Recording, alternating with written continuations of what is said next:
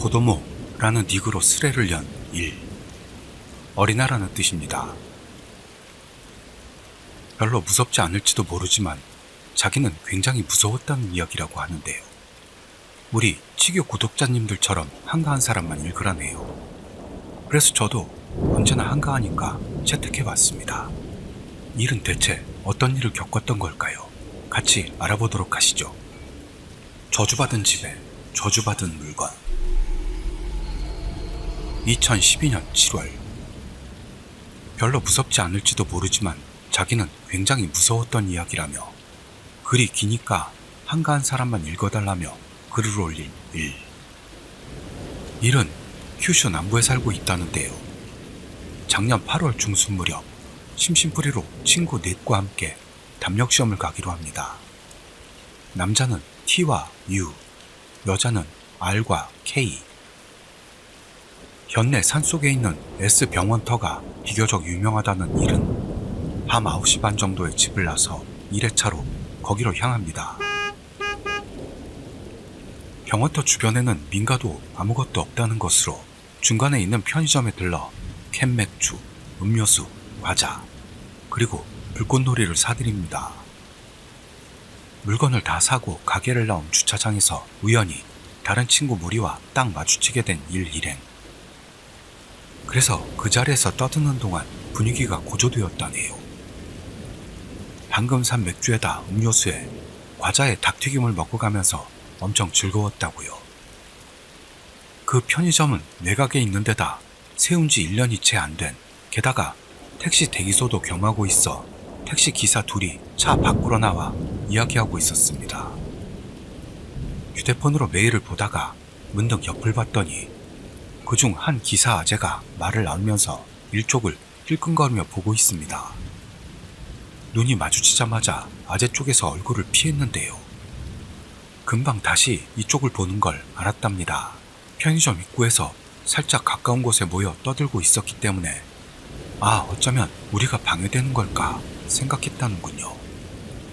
거기서 다시 주변을 둘러봤더니 어느새인지 주차장에 일들과 비슷한 무리들이 두세 무리 정도로 늘어나 있었고 그 넓은 주차장은 사람들로 붐비고 있었답니다. 이러면 안 되는데 이리 생각하고 있는데 역시나 잠시 후 경찰차 한 대가 주차장으로 들어와서는 스피커로 "거기들 바로 해상하세요" 하면서 다가왔습니다. 국도변에는 빠찡코, 게임센터 등이 몰려있고 헌팅 스팟도 근처에 있었고요. 그런 중심에 있으니 주말이 되면 이런 일이 자주 있어 그 지역 애들은 익숙한 상태라는 일. 가끔 국도를 폭주족이 모여 달리다 경찰차와 추격전을 벌이기도 해 구경꾼들도 꽤 많이 몰린다고 합니다. 편의점 주차장에 사람이 너무 많이 몰리면 다른 손님들이 들어오기 힘들어 손님도 가게도 곤란해지니 인간들이 모이기 시작하면 그 즉시 경찰에 신고한다고 낯있고 엄청 키가 큰 편의점 야근 아재가 알려줬다고 하네요. 게다가 바로 얼마 전에 편의점 입구에서 가게 안을 향해 로켓 불꽃놀이를 몇 발이나 쐈던 멍청이가 있었고 때문에 경찰차 출동도 황당하게 빨라졌다고요. 경찰관이 차에서 내리더니 집에 돌아가도록 재촉하면서 돌아다닙니다.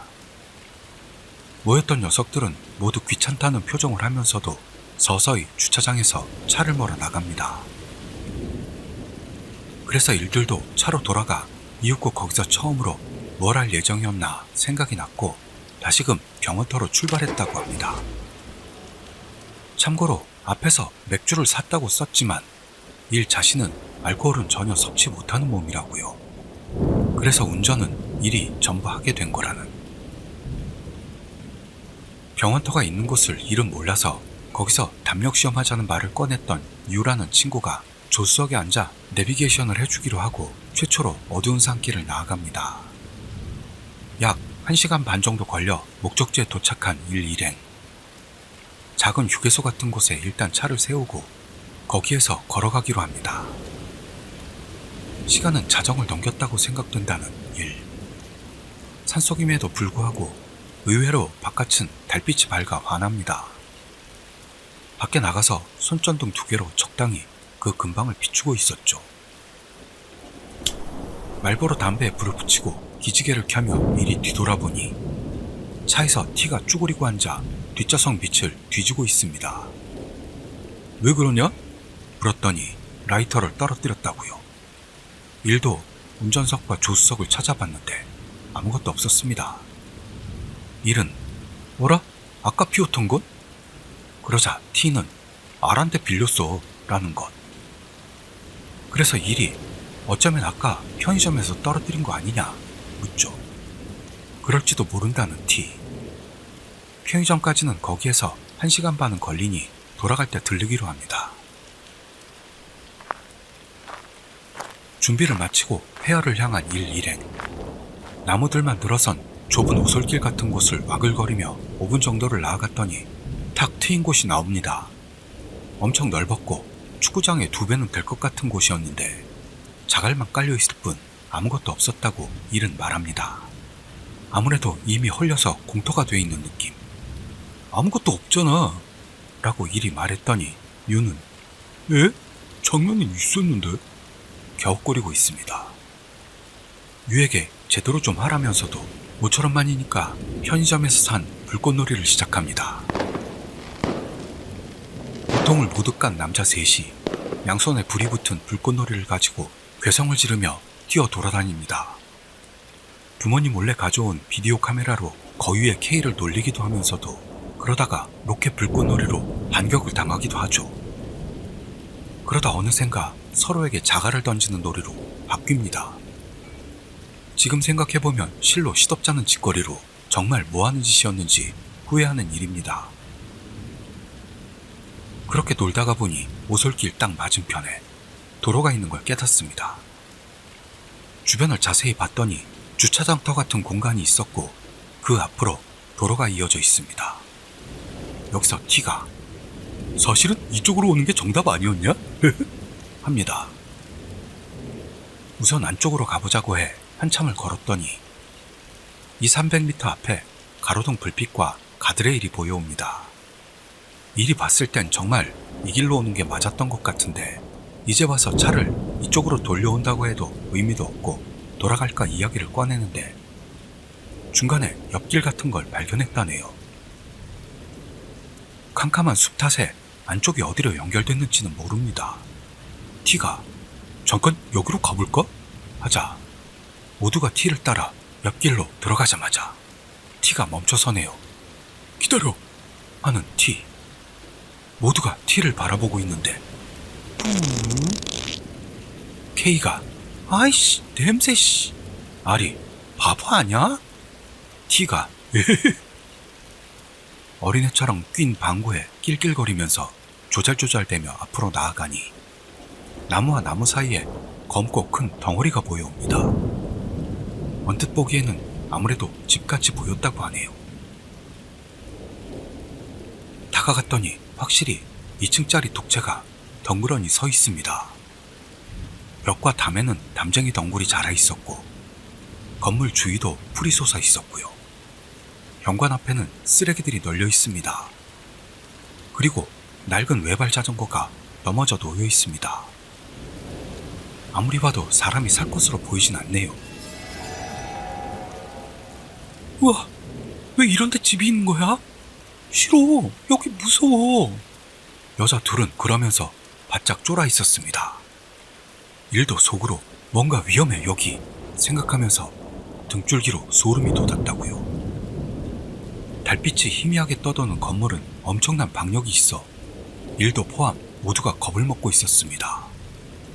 그러자 집 쪽에서 쾅! 우당탕! 하는 소리가 나는 겁니다. 우와! 놀라며 옆을 획 돌아봤더니 T가 돌을 주워 집을 향해 던지고 있었습니다. 이놈이 싱글거리면서 쫄았냐?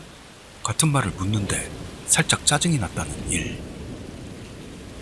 이 T라는 놈은 정말 장난을 좋아하는 거야? 아니면 무서운 걸 모르는 거야? 가만히만 있으면 다르비슈 닮은 얼굴과 짧은 머리로 인기가 많을 놈인데 너무 까불탕거린다는 말을 여자들에게 듣는 일이 많답니다. 실은 편의점 부근에서 생략했는데 경찰차에서 내린 경찰이 일들에게 왔을 때 손에 든 캔맥주를 든 채 큰 소리로 그럼 운전해 볼까? 같은 미친 소리를 하면서 운전석에 올라타든가요.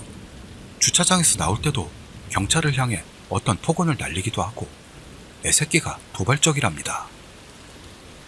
여기서도 티마는 여유있게 저벅저벅 담장 안으로 들어가더니 현관문을 덜컹덜컹 대다가 안 열릴 것 같은 걸 확인하고 뒤곁으로 돌아서 마당으로 들어갔습니다. 이 행동력만은 감탄한다고 할까요? 일은 반은 어이상실.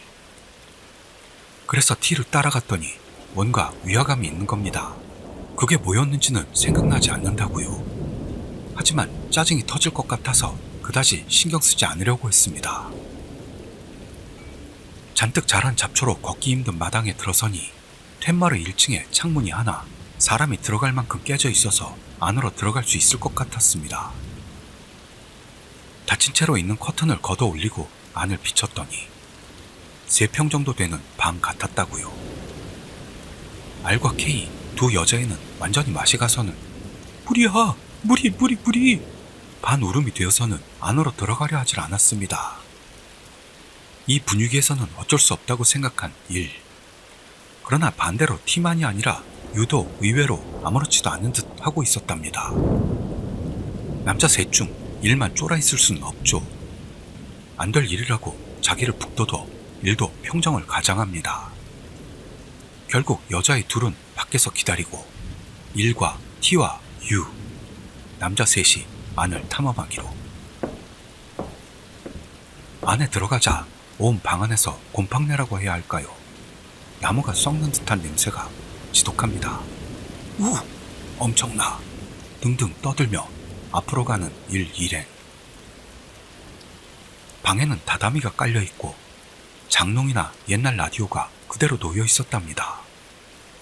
벽에는 족자가 걸려 있었고 열린 벽장 안에 이불이 들어가 있는 게 아무리 봐도 마음에 들지 않는 일. 방을 빠져나가 복도로 나갔더니 왼쪽이 아까의 현관, 정면이 탈의실과 화장실의 모양으로 오른쪽에 계단과 안쪽으로 문이 하나 더 있었습니다. 복도에는 헝겊이나 비닐봉지 같은 쓰레기들이 떨어져 있었고요. 쓰레기 중 하나는 일들이 초딩 때 망한 가게에 쇼핑백이 있고 이 집 자체가 10년 이상은 그대로 있었을지도 모른다고 문득 생각했습니다. 복도에 나오자마자 뭔가 공기가 멈춘 듯한 느낌이 들어 일은 섬뜩함이 증가되어 갑니다. 탈의실을 들여다보니 세면대가 있고 바닥이 여기저기 빠져 욕실로는 못 들어갈 것 같았습니다. 현관을 조사하던 유가 일과 T에게 와서는 이거 네 거 아니냐? 라며 T에게 손에 든 걸 보여줍니다. 은색 표면에 엠블렘이 새겨진 지포 라이터. 틀림없이 아까 휴게소 같은 데서 T가 찾던 물건이었죠. 유의 말로는 현관 신발장 위에 놓여 있었다네요. 완전히 속았다고 생각한 건지 T가 너 이씨 그런 짓 하지마 진짜 하며 화를 내네요. 그 지포 라이터는 T와 친한 사촌형이 물려준 거라는데 T가 엄청 마음에 들어하는 걸 모두는 알고 있었다는 일. 사람 좋은 유가 다른 사람이 소중히 여기는 물건을 가지고 일부러 이렇게 악질적인 장난을 할 리는 없다네요. 하지만 갑자기 유가 미안 하며 시원하게 자기가 범인이라고 자백. 일도 T도 유의 그 부자연스러운 태도에 어라? 생각은 했지만요. 어쨌든 그 자리에선 마음을 고쳐먹고 나서 화장실을 조사하려고 했을 때였습니다. 머리 위에서 끼익 하는 소리가 났다고 합니다. 그 순간 셋 모두 굳어서 아무도 목소리를 낼 수 없었다고요. 서둘러 냉정을 찾고 가만히 귀에 의식을 집중했고 천장의 기척을 살폈습니다. 소리의 느낌으로는 2층에서 났을 거라는 건 알 수 있었다네요. 소리는 그 한 번뿐이었고 다른 소리는 나지 않았습니다. 서로 얼굴을 마주 보면서 왠지 작은 소리로 말합니다. 들렸냐? 사람? 동물? 서로 확인하면서 긴장감은 더 커졌겠죠. 그 이상은 아무 일도 안 일어나서 경계하며 문 안쪽을 조사하기로 한 일들. 문고리를 돌려 앞으로 당기니 거기는 아마도 주방과 식당 그리고 거실을 합친 듯한 넓은 방이 나왔습니다. 식탁이 있고 찬장 안에는 식기도 그대로였다네요. 그 안쪽 주방 바닥은 말도 안 될 정도로 쓰레기 봉투와 휴지가 널려 있어 접근하고 싶지도 않았다고 합니다. 거실 TV 받침대 위에 굉장히 오래된 형태의 TV가 놓여 있었고 앞으로는 소파와 테이블이 있습니다. 벽에 달력과 그 옆에 뭔가가 붙어 있었기 때문에 자세히 봤더니 어린애가 그린 것 같은 엄마, 아빠 그림. 크레용으로 크게 웃는 큰 사람 둘 사이에 작은 사람이 그려져 있었다고 합니다. 달력 날짜는 1997년 5월. 우와, 15년 전이잖아. 엄청 오래됐네. 일은 생각하면서 정말 아무 생각 없이 달력을 넘겼다가 더 쫄아버렸다네요. 넘긴 달력 바로 뒤에 아까 이 애가 그린 듯한 사람이 그려져 있었는데 뭐가 놀랐냐면 그 그림의 눈 부분만 새까맣게 칠했다고요. 딱 구멍이 뚫린 것 같은 느낌으로 말이죠. 그림을 보는 순간 영화 주원의 토시오가 생각나 온몸에 소름이 끼쳐 달력에서 손을 떼고 옷에다 손을 닦는 일. 이젠 정말 기분이 나쁩니다. 머릿속에 떠오르는 이미지도 너무 무서워서 어떻게든 다른 걸 생각하려고 거기 오기 전 DVD로 봤던 에어로스미스의 I don't want to miss a thing 후렴구 부분을 필사적으로 머릿속에서 반복했다고 합니다. 역시 T와 유도 섬뜩했는지 달력을 한 번 더 만지려고는 안 했다고 합니다. 이 달력으로 일은 여기에 온 걸 완전히 후회하게 됐고 제일 활력 넘치던 T도 농담조차 하지 않았답니다. 오기로 1층 부분을 다 본 뒤에 2층으로 올라가는 계단 앞에 섰습니다. 가파른 경사로 작은 계단참이 중간에 있습니다. 계단 중간 벽에 딱 주먹만한 구멍이 나 있는 게 뭔가로 벽을 때려 부순 것 같은 느낌이라는 일. 기분 탓인지 2층에서 누가 보는 것 같아 참을 수가 없었답니다. 좁으니까 선두로 T가 먼저 올랐고 한 명씩 오르면서 일이 가운데 끝으로 유가. 막 계단참에 다다랐을 때 갑자기 벨소리가 울려 퍼졌습니다. T의 전화기에서 나오는 벨소리가 계단에 반사돼 엄청나게 놀랐다는 일. 전화는 밖에서 기다리고 있을 아래개소였던 듯. T가 전화에다가 잠시 뭐라고 한 뒤 바로 끊었다네요. 일이 뭐야? 물어보니 나오래 라는 T. 어? 왜? 일과 유가 연이어 묻습니다. 실은 이때 T 쪽을 향했기 때문에 싫어도 2층 복도 부분이 희미하게 보였다는데요. 괜히 무서워서 일은 의식적으로 보지 않으려고 했답니다. T가 왠지 여기에서 바로 나오라는데? 일은 알았다고 대답합니다. 영문을 모르겠지만 일단 나갈 이유가 생겨서 조금은 안심한 일. 그래서 몸을 돌려 계단을 내려가려고 한 순간 쿵 하는 엄청나게 무거운 소리가 바로 위에서 닿답니다. 이젠 그쪽을 보지도 못하고 죽어라 뛰어내려가 필사적으로 집을 나왔죠. 그 소린 정말 무서워서 반은 울었다고 고백하는 일. 무슨 생각을 했었는지도 다 날아갔다고요. 그 소리를 떠올리는 것만으로 지금도 소름이 끼친다네요. 심장이 쿵떡쿵떡. 거기다 크게 숨을 쉬게 되니 목이 컬컬해 더 힘들었답니다. T가 후욱 거친 숨을 몰아쉬며 손전등으로 자꾸 집안을 살피는 모습이 보였습니다. 목이 아파 침을 뱉어가며 R과 K를 찾았더니 문 있는 곳에 있었습니다. 둘 모두 서로 부둥켜 안고는 딱 붙어 있었고 K는 떨면서 울고 있었으며 T도 반울음 상태가 되어 있는 지독한 모습. 서로 무슨 일이 있었는지 물을 여유도 없이 죽어라 달려서 차로 돌아갔습니다. 돌아올 때는 일이 제일 뒤였는데요. 뒤쪽이 자꾸 캥겨서 어쩔 수가 없었다고 합니다. 기분 탓이겠지만 바로 뒤에 누군가 착 달라붙어 오는 듯한 그런 느낌이 들어 무서웠다나요. 뛰다가 걷는 동안 점점 괜한 화가 치밀어 뭔가 나타나면 바로 날려버리겠다며 기합을 넣습니다. 하지만 절대로 뒤를 돌아보진 않았다고 합니다. 차를 주차해둔 광장 가까이까지 와서 왜 위화감이 있었는지를 이른 겨우 알았습니다. 시끄러울 정도의 벌레 소리. 그러나 집 주변은 너무 조용할 정도로 아무 소리도 나지 않았던 겁니다. 차 옆까지 왔을 때 T와 U가 갑자기 흥분하기 시작했고 정말 무서웠다니 야바이 야바이니 난리를 부리기 시작합니다. 일은 그때서야 비로소 뒤를 돌아볼 여유가 생길 정도로 떠들 기운도 없어 잠자코 있었다네요. 게다가 R과 K는 아직 충격을 받은 모습으로 특히 K가 엄청 침울한 모습이라서 돌아올 때 모두 패밀리 레스토랑에 들러 안정시켜주기로 했답니다. 차로 산을 내려와서는 왠지 갑자기 짭짤한 게 먹고 싶어져 견딜 수가 없어서 일은 명란 파스타와 아이스 커피를 시켜 먹었답니다. 파스타를 먹던 중 오른쪽 팔꿈치에서 살짝 피가 난다고 유가 일에게 말합니다. 상처 자체는 살짝 베인 정도였으나 전혀 아프지도 않고 어디서 언제 베었는지 전혀 알 수가 없었죠. 옆에 있는 냅킨으로 가볍게 피를 닦아내고 잠시 대고 있었더니 피는 바로 멈췄습니다.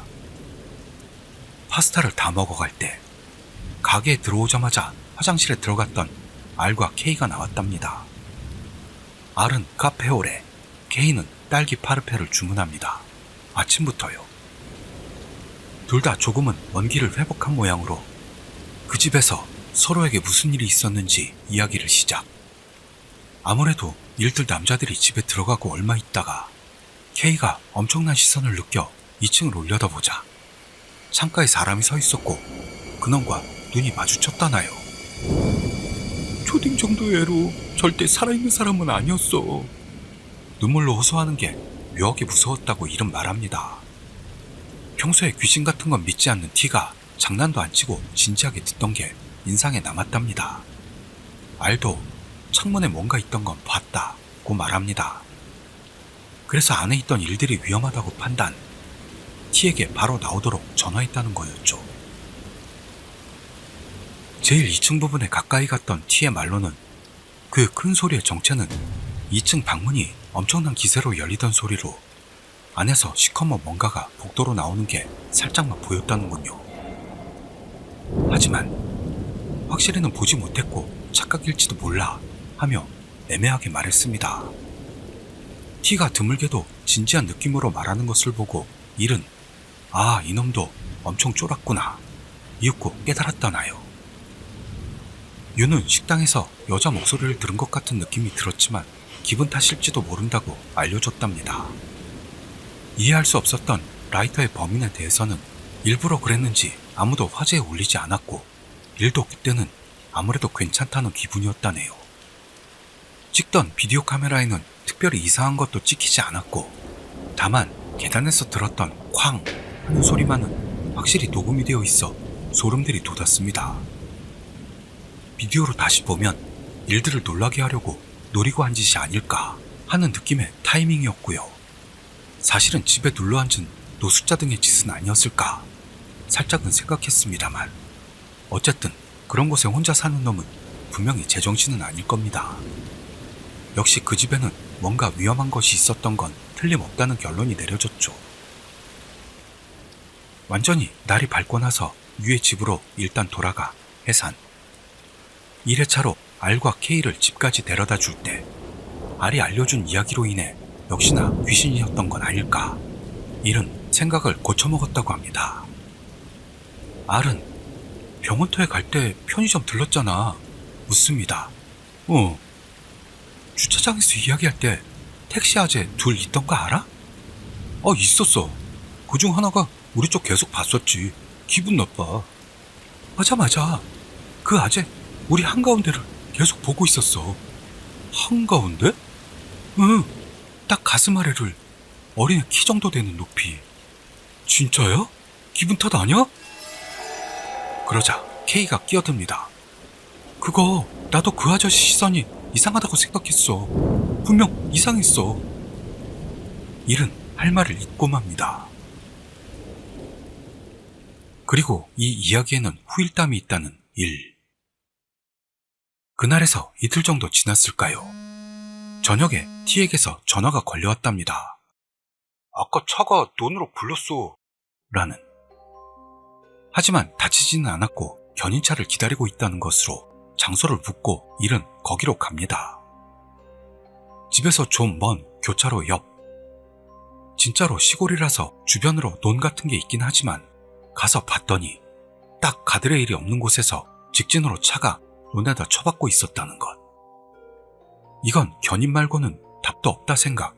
T와 견인차가 오는 걸 기다리는 동안 물어봤더니 일을 마치고 귀가하던 중 딱 현장에 들어섰을 때 갑자기 핸들이 돌아가지 않게 되더니 그대로 정면 논에다 쳐박았다고 합니다. 핸들이 움직이지 않는다는 건 처음 들었다는 일. 설마 운전하다 한눈 팔아서 핸들을 잘못 꺾은 것 아닌가? 일은 의심하죠. 하지만 본인은 아니야, 틀림없이 핸들을 왼쪽으로 꺾으려는데 안 돌아갔어 라고만 우겼다고 합니다. 견인차가 오고 그 사람에게 일이 물어봤는데요.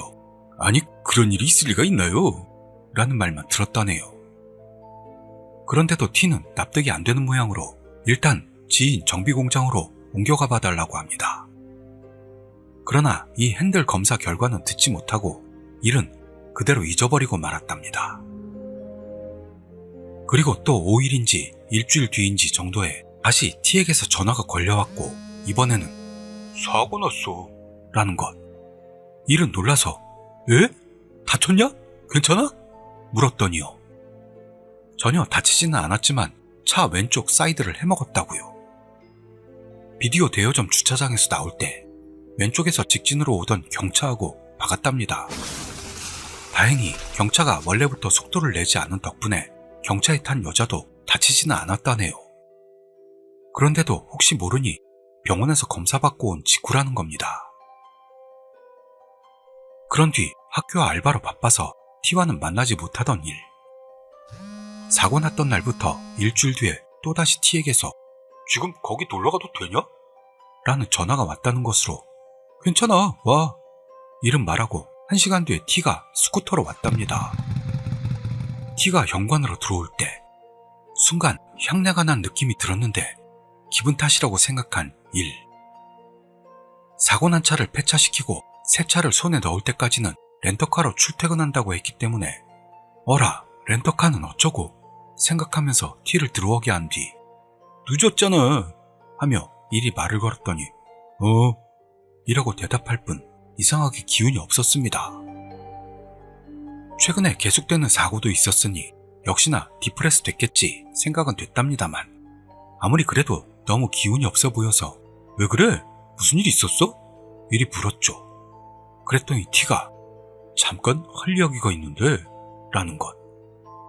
뭔가 음침한 분위기가 싫어서 일은 조금이라도 밝게 하려고 농담으로 요즘 진짜 홀린 거 아니냐?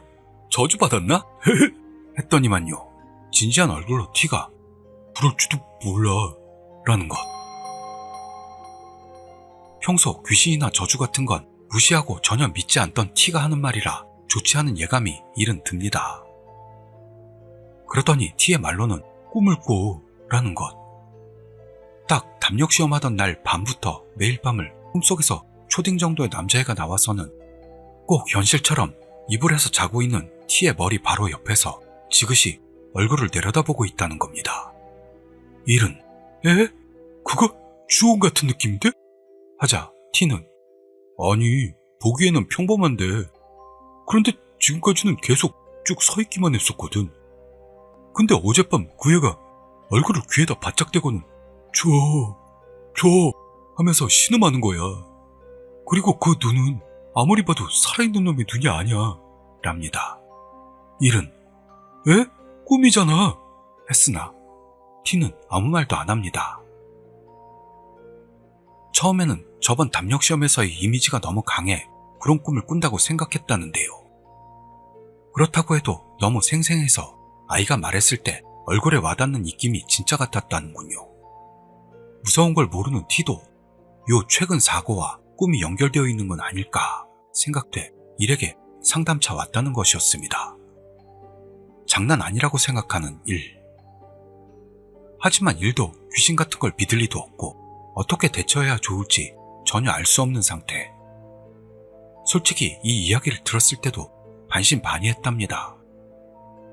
그런데도 이 이야기가 정말이라면 2주 가까이 매일 같은 아이가 꿈에 나온다는 건 정말 말도 안 되게 섬뜩하다고 일은 말합니다. 그러나 일족은 별반 아무런 이상한 일도 일어나지 않고 있어 뭔가 짚히는 건 없어 T에게 물었더니요.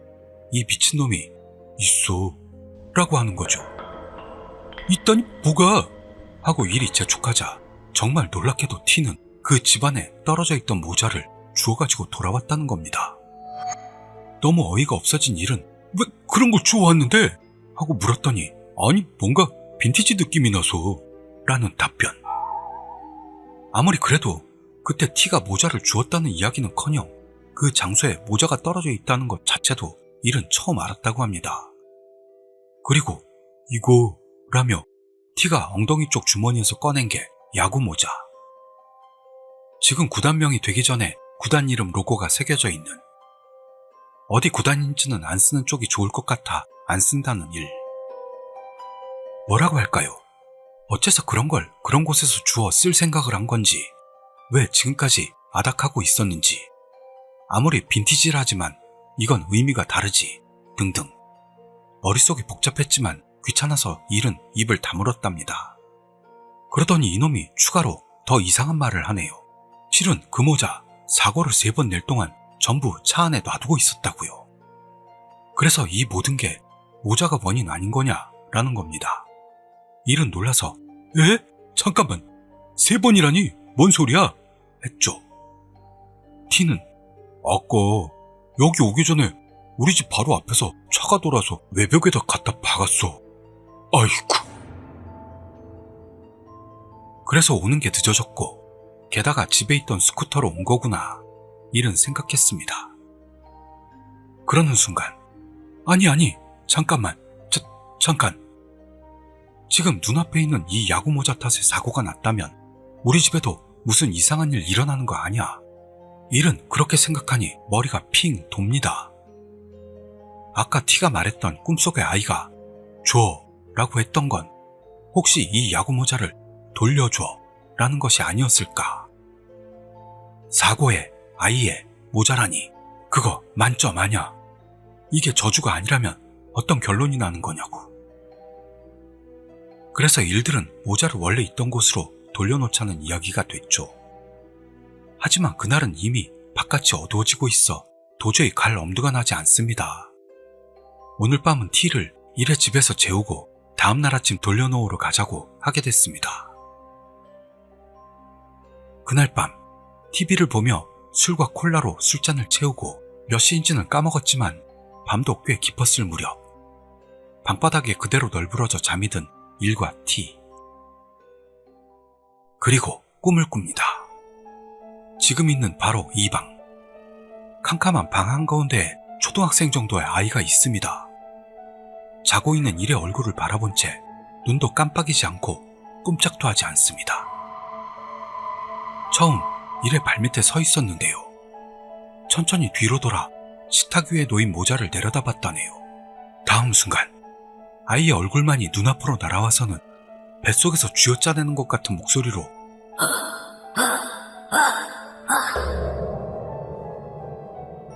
일은 순간 일어나서 불을 켰는데요.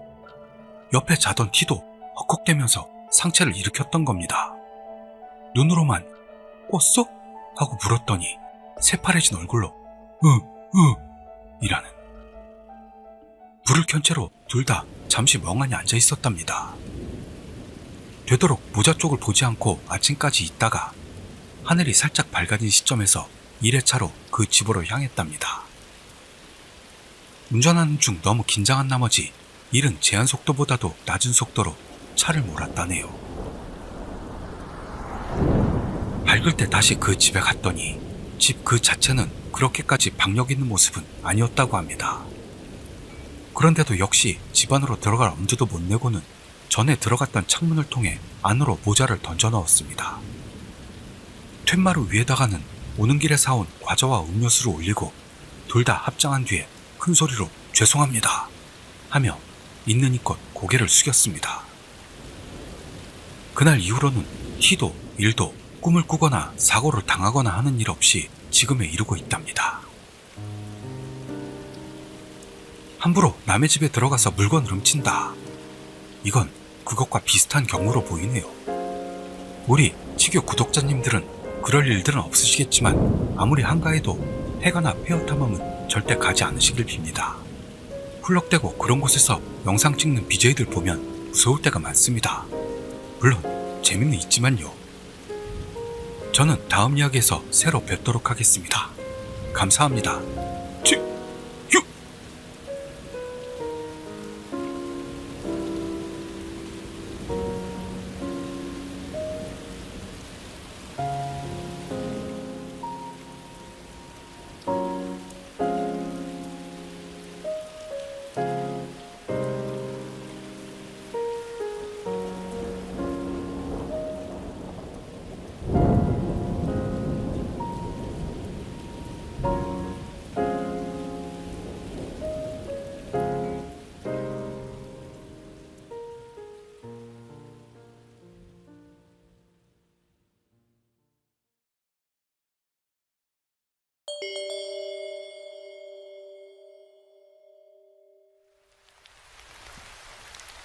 2001년 2월 매일 타고 다니는 버스에서 이상한 일이 있었습니다. 라며 갑자기 투채널에 올라왔던 어느 학생의 글. 갈피를 잡을 수 없는 글에 한편으론 의미를 알 수 없는 장난이다 생각되기도 했습니다만 나중에 투채널을 크게 떨게 만드는데요. 뭔 말인지 전혀 모르겠습니다. 통학버스의 노신사. 이 이야기는 일이 매일 통학하기 위해 타고 다니던 버스에서 일어났던 사건입니다.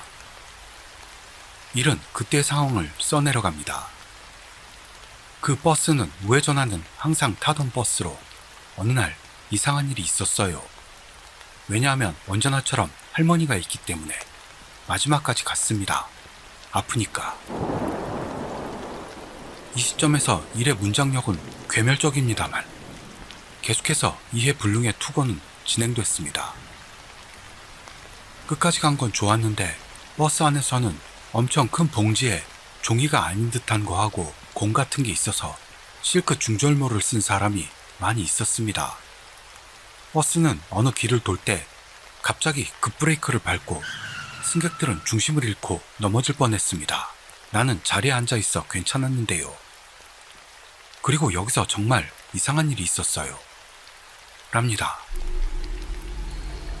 그 버스는 항상 큰 공원 앞을 통과합니다만 딱 그 무렵에는 공사 중이어서 멀리 돌아 터널이 있는 길로 가기로 했고요.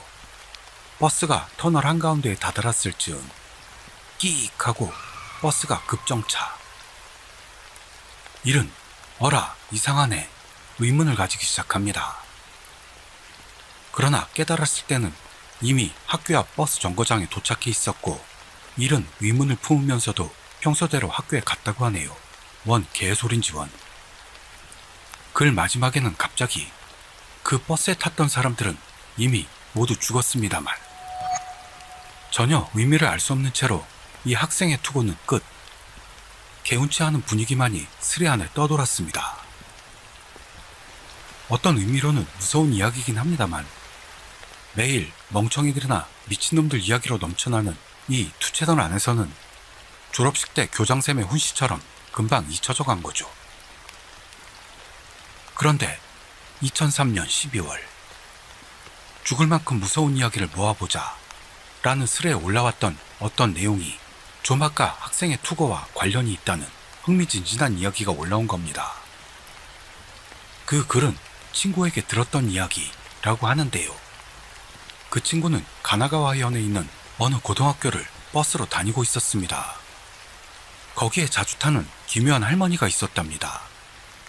보기에도 하는 짓도 이상한 그런 기묘함이 아니고 섬뜩한 분위기가 떠돌고 있기는 해도 뭐가 이상한지는 잘 알 수 없는 보기에는 양갓집 미망인 풍인데 조조의 기묘한 모험에 등장하는 조조의 할머니 같은 이미지라며 꼭 이 세상 사람이 아닌 듯한 이질적인 분위기를 풍기는 할머니라네요. 친구는 영감을 가진 것도 아닙니다만 이 할머니가 버스에 타면 지금부터 뭔 일이 벌어지는 건 아닐까 하는 끝을 알 수 없는 공포심이 몰려왔다고 이전부터 이 투고자에게 말해왔다고 합니다. 어느 겨울날 평소처럼 버스로 학교에 가던 도중 이 할머니도 버스에 탔습니다. 그러자 먼저 타있던 어느 승객 중 하나가 할머니에게 말을 겁니다. 그 인물은 모자를 쓰고 있었고 노약자석에 앉는 노신사 느낌의 인물로 그 옆에는 일행으로 보이는 같은 모습을 한 40대 정도의 남성이 둘 커다란 가방을 들고 서 있었습니다. 노신사와 할머니의 대화 내용까지는 잘 알아들을 수 없었다고 합니다만 두런두런 대화를 나누던 모습. 그러는데 노신사가 갑자기 그것만은 못하게 할 겁니다 라며 차 안에서 큰 소리를 지릅니다. 보고 있던 친구뿐 아니라 버스 안에 있던 승객들이 일제히 거기를 향하자 노신사 일행으로 보이는 사람이 커다란 가방에서 둥근 공 같은 것을 꺼냈습니다. 친구는 순간 자폭 테러인가 싶었답니다만 폭발 같은 건 일어나지 않고 한동안 노신사와 할머니가 서로 계속해서 째려보고 있었습니다. 버스 안에 어색한 분위기가 떠돌던 순간 갑자기 버스가 급브레이크를 밟고 정차. 기사의 방송에 의하면 아무래도 이 앞쪽으로 긴급 공사가 있으니 오해합니다 라는 것. 그러더니 평소와는 다른 길로 들어서는 버스. 한참이 지나자 주위가 캄캄해지고 터널인가? 친구가 생각한 곳에서 기억이 탁 끊기고 정신을 차렸을 때는 병원 침대 위였다고 합니다. 사실 이 친구는 길가에 쓰러져 있는 걸 지나가는 사람이 신고했고 병원으로 옮겨졌다는 건데요. 이 병원에는 버스의 다른 승객들이 입원한 흔적은 없었다는 겁니다. 다음날 신문에도 그럴 법한 기사는 실리지 않았고 결국 버스나 승객들이 어떻게 된 건지는 투고자도 친구도 알 수 없는 채 미궁에 빠지고 말았습니다. 그 후 의식이 돌아온 친구였는데요. 뇌에 장애가 남고 말았다는 모양으로 뭔 말을 하는지 모를 일이 종종 있었다고 합니다. 하지만 친구도 나름대로 진상을 확인하려고 움직이고 있었던 것으로 인터넷에서도 상대해주지 않았다며 탄식했다는 것. 이 사고 이야기는 투고자가 이틀에 걸쳐 참을성 있게 들어줬던 내용이고 그 친구는 나날이 상태가 안 좋아졌고 작년 여름에 죽었답니다. 버스, 할머니, 둥근 공, 터널, 사고.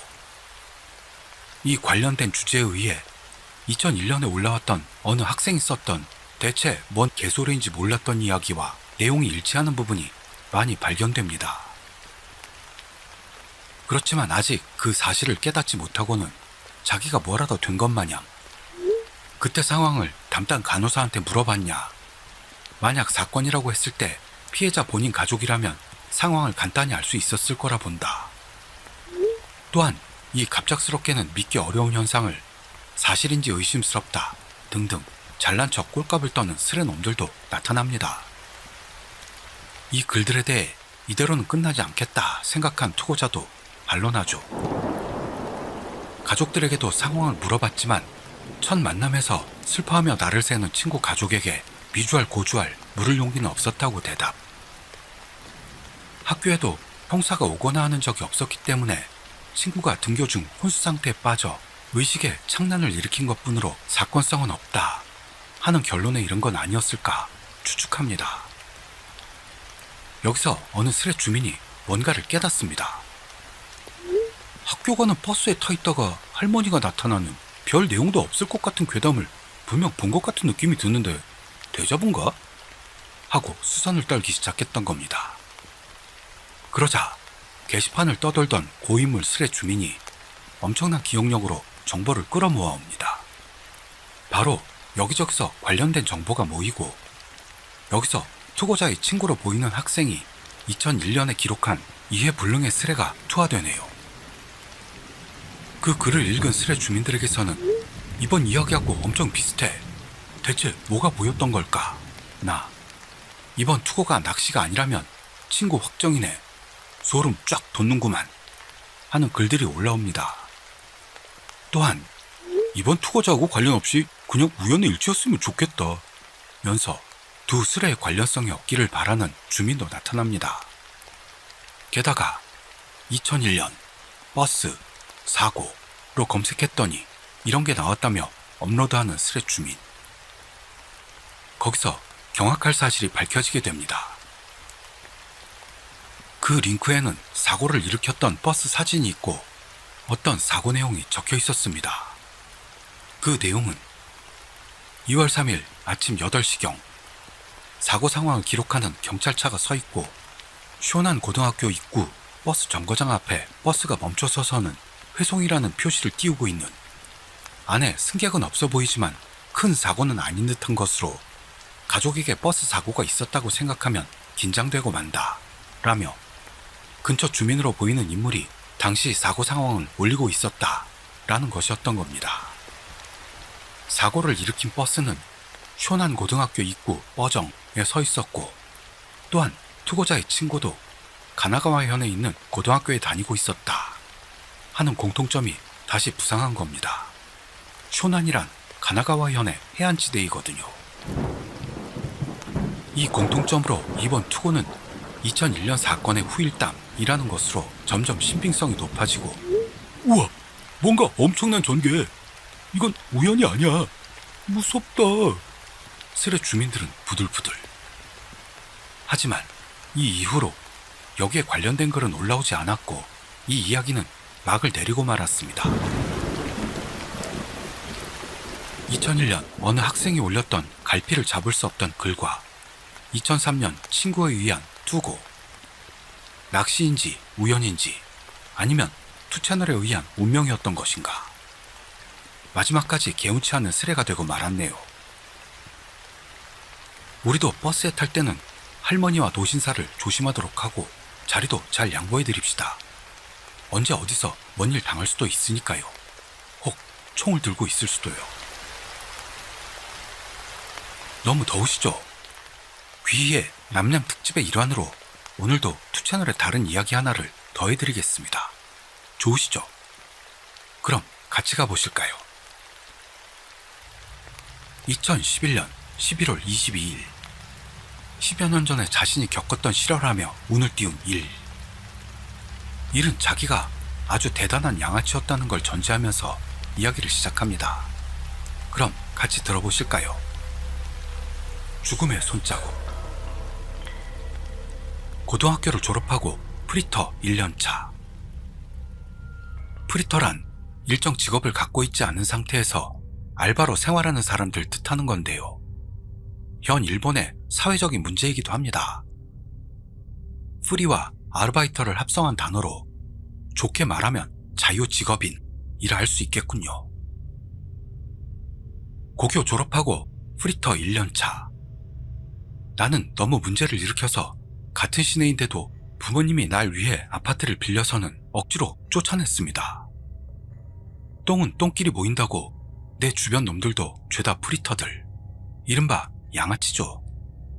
머리색도 핑크, 금발, 파랑 등 모두가 컬러풀.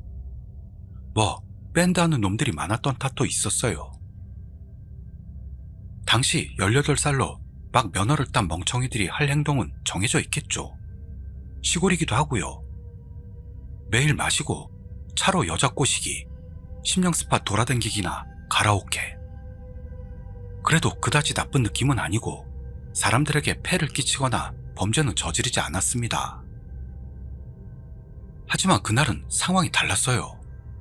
그때 우린 모두 3명이었는데요.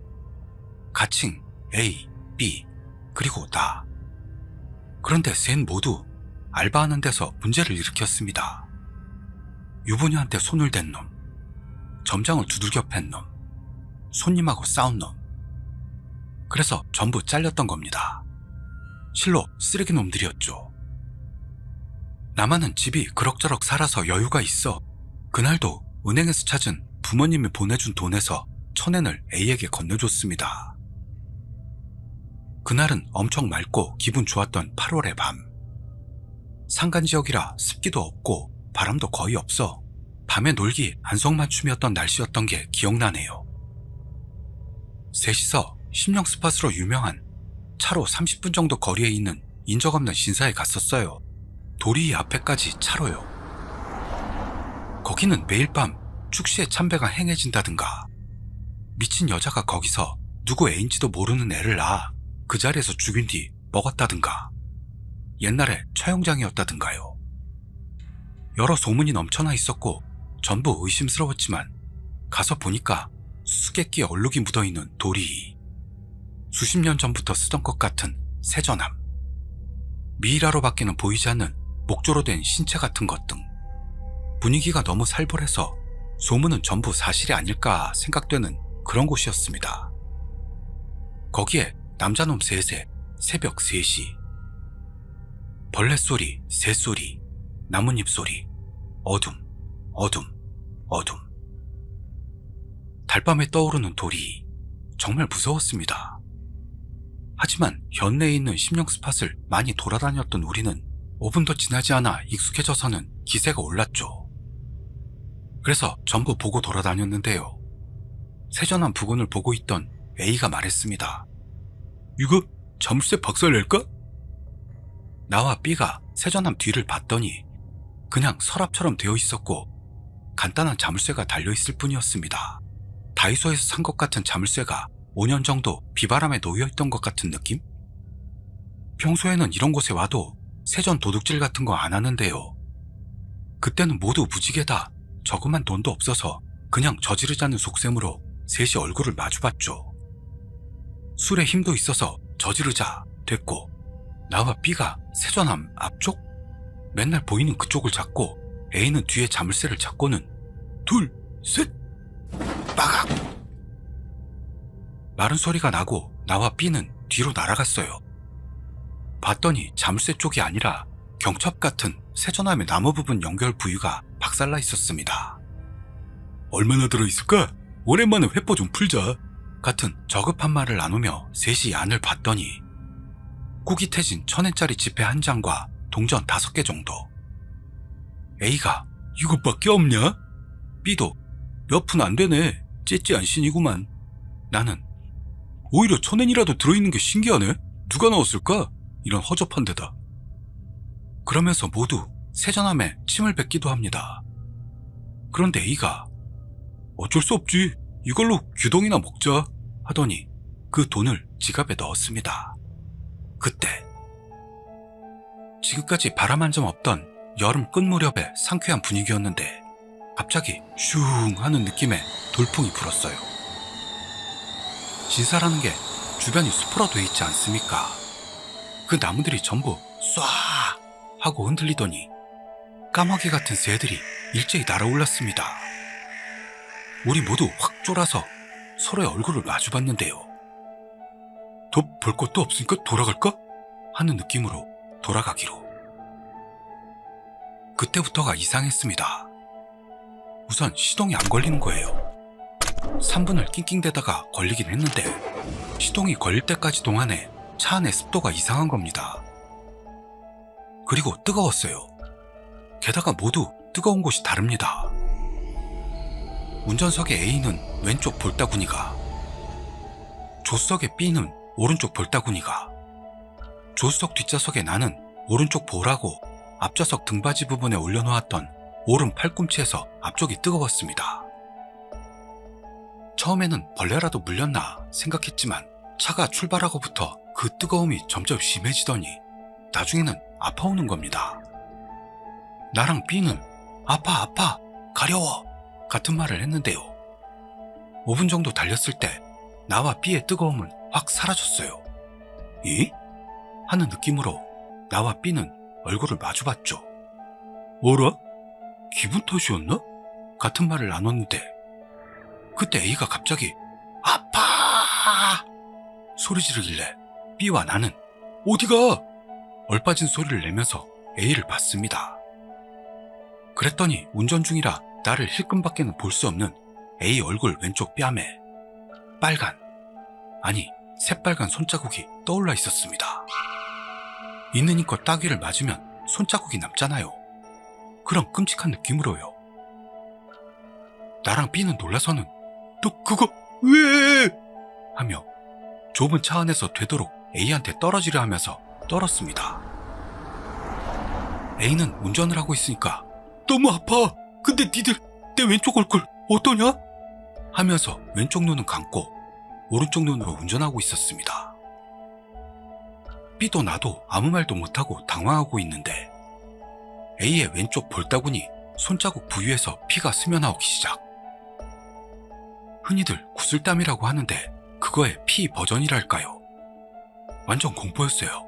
약간 작은 손자국에서 피가 나오는 게요.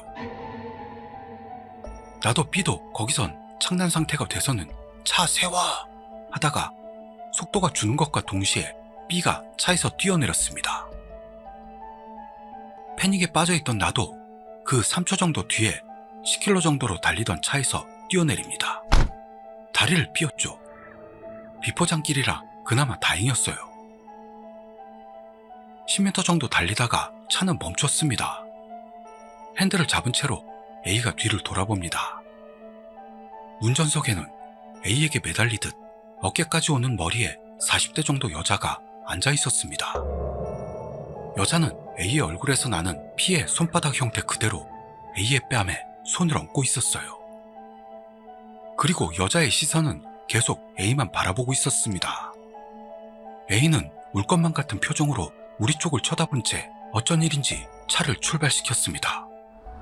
그대로 국도로 나가더니 사라졌어요. 나와 B는 택시를 잡아 패밀리 레스토랑으로, 그리고 계속해서 A 휴대폰에 전화를 했지만 계속 통화 중으로 연결되지 않았습니다. 다음날 A는 150km 떨어진 옆 현 고속도로에서 중앙분리대를 들이받고 죽었다고 합니다. 그리고 우리는 장례식에 초청받지는 못했습니다. 나중에 들은 이야기인데요. A가 죽기 전에 동생에게 전화했다는군요. 내용은 뻔했습니다만 여자가 엑셀을 밟고 있어. 날 만지면 피가 나와. 처음에 여자는 뒷좌석 한가운데에 앉아 몸을 내밀었고 그 뒤로는 나만 잡혔어. 같은 말을 하다가 일방적으로 전화를 끊었다고 합니다. 나중에 경찰 조사에서 A의 지갑에서는 1,000엔짜리 국권 지폐 하나만 나왔다고요. 이상입니다. 글 올리는 것도 처음이고 글 재주도 없어서 보기가 힘들 거라고 생각합니다만 용서하세요. 진짜 드물게 보기 힘든 최악의 글이었어요. 제 입장에서는 말이죠. 용서 안 구했으면 일본까지 찾아갈 뻔했습니다. 특정되지 않도록 애둘러서 썼는데요. 틀림없이 모두 내가 경험했던 실화입니다. 개똥 같은 글에 화가 났는지 스레 주민들이 모여듭니다. 벌 받을 짓거리 했으니까 그렇지 넌 안 죽어서 다행이다. 정말 그렇게 생각하고 있어요. 그때 내 지갑에다 훔친 돈을 넣었다면 생각하자니 소름이 돋습니다. 몇 가지 물어보고 싶은데 그 뒤로도 B와는 만나고 있냐? 장례식에 초청받지 못했다는 건 신사에서 했던 짓을 유족한테 말한 거야? 문제의 그 신사에 사죄하러는 안 갔냐? B와는 1년에 한 번 정도 고향에 돌아가면 한잔할 정도입니다. 유족에게는 말하지 않았어요. 그냥 음주운전 사고로 처리된 것 같습니다. 경찰도 왔는데 사실대로 말하지는 않았고 그냥 셋이 마시다가 A 혼자 돌아갔다고 하자고 B와 입을 맞췄습니다. 다만 A의 남동생도 양아치인데다 우리랑도 친한 그룹에 들어가 있어서 나중에 그 이야기를 들은 거죠. 나도 B도 소름 끼쳤습니다만 당시 일을 말하기도 싫어서 애매하게 흘려버렸던 것 같습니다. 신사에는 사죄하러 가기는커녕 3km 이내로 접근도 하지 않고 있습니다. 그렇다기보다는 지금 생각해보니 그 신사에 신주 같은 건 있는 걸까 생각될 정도로 쓸쓸했습니다. 이상 양아치 1이 스스로 자초한 실화였습니다. 정말 글도 못 쓰고요. 번역할 때 엄청 짜증났는데 내용이 참신해서 저에게 발탁됐습니다. 그 여자는 세전함에 돈을 넣고 죽은 여자였을까요? 그런 것들 함부로 건드리면 우리나라도 큰일 납니다. 아무쪼록 우리도 조심하도록 하자고요. 이젠 더위를 참아내야만 하는 우리 치규 구독자님들, 이 더위에 힘내시기 바랍니다. 저는 다음 이야기에서 뵙도록 하겠습니다.